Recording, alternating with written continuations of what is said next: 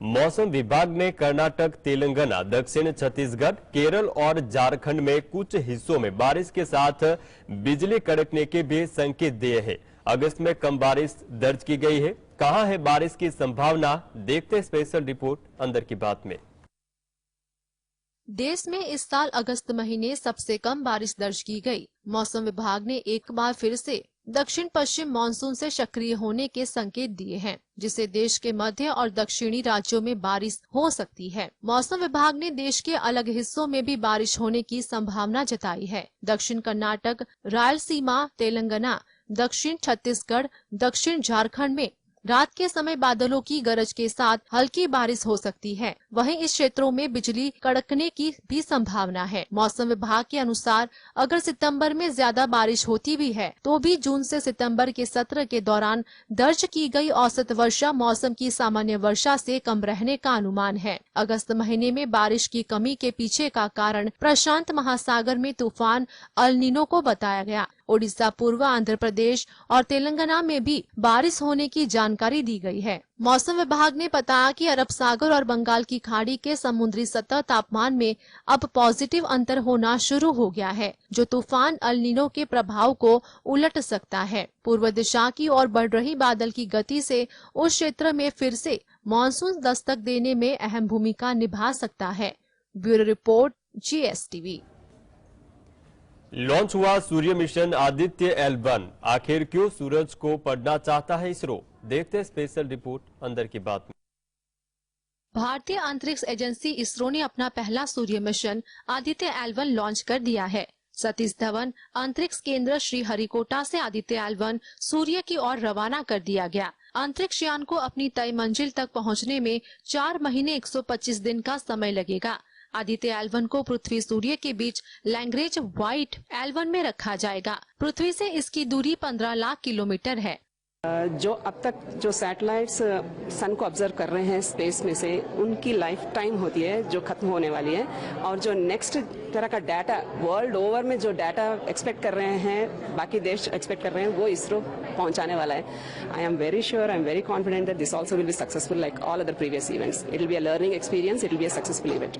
सूर्य की सतह पर प्रचंड तापमान होता है। उसकी सतह पर मौजूद प्लाज्मा विस्फोट तापमान की वजह है। प्लाज्मा के विस्फोट की वजह से लाखों टन प्लाज्मा अंतरिक्ष में फैल जाता है, जिसे कोरोनल मास इंजेक्शन कहते हैं। ये प्रकाश की गति से पूरे ब्रह्मांड में फैल जाता है। कई बार CME धरती की तरफ भी आ जाता है, लेकिन अमूमन धरती की मैग्नेटिक फील्ड के कारण धरती तक पहुंच नहीं पाता। लेकिन कई बार CME धरती की बाहरी परत को भेद कर धरती के वातावरण में घुस जाता है। मिशन आदित्य L1 को सूर्य के नजदीक भेजा जा रहा है, ताकि समय रहते हुए सूर्य की तरफ से आने वाले कोरोनल मास इंजेक्शन और उसकी तीव्रता का अंदाजा लगाया जा सके। इसके साथ ही शोध की दृष्टि से भी मिशन के कई लाभ हैं। Bureau report, GSTV। इंडिया गठबंधन की मुंबई में बैठक हुई, उसमें कई कमेटियों का गठन किया गया है। इनमें 2 अहम समितियों में सपा अध्यक्ष अखिलेश यादव के करीबी माने जाते आशीष यादव को जगह दी गई है। कौन है अखिलेश यादव के उत्तराधिकारी, देखते हैं रिपोर्ट अंदर की बात में। मुंबई में हुई विरोधी दलों के इंडिया गठबंधन की बैठक में 2024 के चुनाव को देखते हुए कई समितियों का गठन किया गया है, जिन्हें अलग अलग जिम्मेदारियां दी गई हैं। इंडिया गठबंधन की सर्वोच्च इकाई के तौर पर एक समन्वय समिति है, जिसमें 13 बड़े नेताओं को जगह दी गई है। इसके साथ ही एक चुनाव अभियान समिति और सोशल मीडिया को देखने के लिए एक कमेटी बनाई गई है। चुनाव अभियान समिति में कुल 19 सदस्य होंगे और सोशल मीडिया कमेटी में 12 सदस्यों का एक कार्य समूह होगा, जिनमें मीडिया के लिए 19 और शोध के लिए 11 लोगों की टीम बनाई गई है। इन दोनों कमेटियों में अखिलेश यादव के करीबी आशीष यादव को जगह दी गई है। आशीष यादव को जिन 2 कमेटियों में जगह दी गई है, उनका नाम working group of social media और वर्किंग ग्रुप ऑफ मीडिया है। इन कमेटी में आशीष के साथ सपा की ओर से राजीव निगम भी शामिल हैं। वहीं सर्वोच्च समन्वय समिति की बात करें तो इसमें सपा के राज्यसभा सांसद जावेद अली खान शामिल है। Bureau report, GSTV। यूपी में इन दिनों रघुराज प्रताप सिंह उर्फे राजा भैया का पति बानवीर सिंह के तलाक का केस चल रहा है। इस केस में बीच में ही बीते दिनों में बानवी ने राजा और बानवी की छोटी बहन को लेकर एक हैरान करने वाला खुलासा किया है। क्या है यूपी के 2 बड़े राजघराने में छिड़ी जंग? क्या है पूरा मामला, देखते हैं यह रिपोर्ट में। जीजा, साली और महारानी। यूपी में इन दिनों इन 3 नामों की काफी चर्चा है, जिनका सीधा संबंध है रघुराज प्रताप सिंह उर्फ राजा भैया, उनकी पत्नी भानवी सिंह और साली साध्वी सिंह से। बता दें कि राजा भैया का पत्नी भानवी सिंह से तलाक का केस चल रहा है। भानवी सिंह ने राजा भैया और घरेलू हिंसा, मारपीट, खर्च के पैसे नहीं देने, बच्चों की उपेक्षा, महिला पत्रकार से अवैध संबंध रखने जैसे तमाम आरोप लगाए। इन्हीं आरोपों में एक आरोप यह भी था कि राजा भैया के अपनी साली साध्वी सिंह से भी नाजायज रिश्ते थे। इस रिश्ते से साध्वी प्रेग्नेंट हो गई थी, लेकिन राजा भैया ने अबॉर्शन करा दिया। भानवी के आरोपों पर छोटी बहन साध्वी सिंह भड़क उठी और उन्होंने उल्टे भानवी पर ही सनसनीखेज आरोप लगा दिए। साध्वी ने कहा कि असल में भानवी का ही मेरे पति आनंद सिंह से अवैध संबंध है।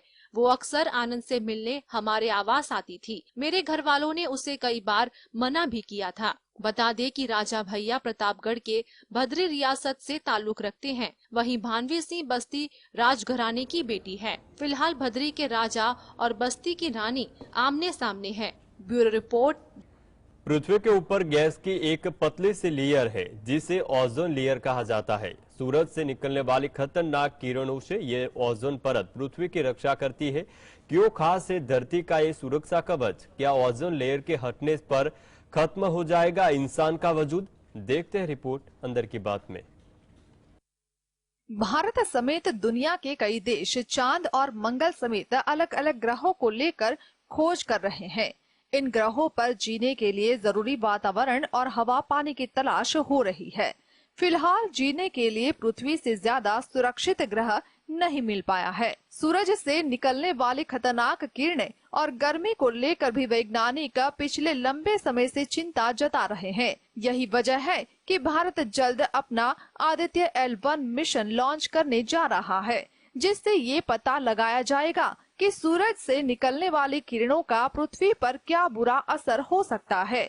पृथ्वी एक ऐसा ग्रह है जो ओजोन लेयर से ढकी हुई है, जो सूरज से निकलने वाली खतरनाक किरणों का असर खत्म कर देती है। ओजोन परत में छेद होने की खबरें पिछले कई सालों से सामने आती रही है, जो दुनिया भर के वैज्ञानिक के लिए चिंता का विषय है। इसी को ग्लोबल वार्मिंग का कारण भी बताया जाता है। हालांकि इन छेदों को भरने के लिए वैज्ञानिक लगातार काम करते हैं।